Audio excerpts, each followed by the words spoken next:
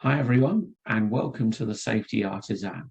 I'm Simon, and in this session I'm going to be talking about sfarp, or so far as is reasonably practicable. Okay, now this is a very misunderstood topic, but we're going to be explaining how to demonstrate that risks have been eliminated or minimized so far as is reasonably practicable in accordance with Australian work health and safety law. So as I said, we're going to be talking about how to demonstrate sfarp, okay, in accordance with Australian WHS. And the observant amongst you will notice that I don't have an Aussie accent. I wasn't born here, but I have worked in Australia on safety according to WHS for 10 years.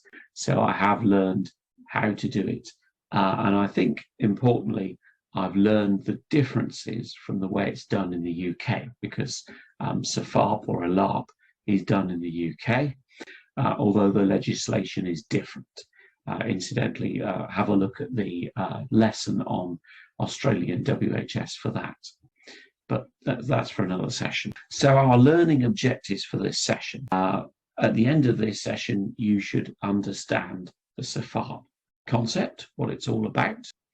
You should understand the various sfarp techniques that are available to you. And most importantly of all, you will be able to apply these techniques in the correct order, because that's important, and in the real world, in practice. So those are the three general learning objectives. Now, having learned these things, you will be able to perform most sfarp demonstrations confident that you know what you can do and what you can't do, or perhaps more important in terms of good practice and bad practice, what you should and shouldn't do.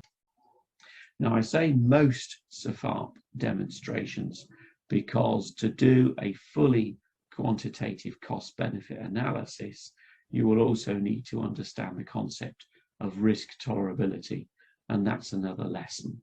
Okay, I will go through a practical example, but I'm not going to explain risk tolerability today.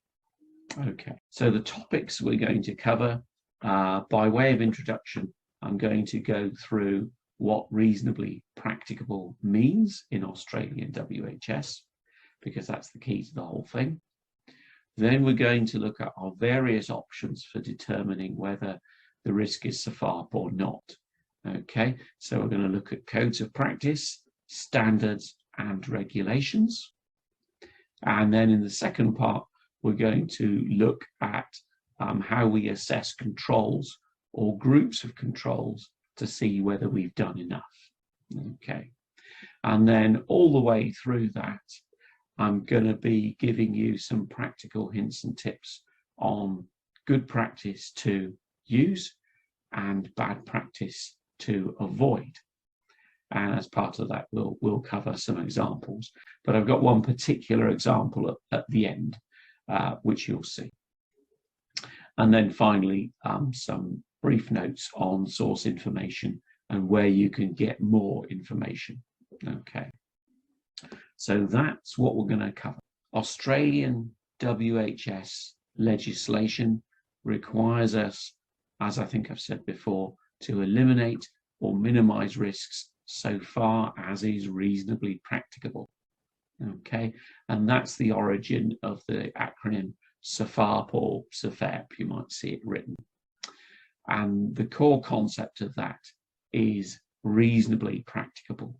Okay, and this concept it's in the WHS Act, it's in the regulations, and it's in the codes of practice. So all the legislation.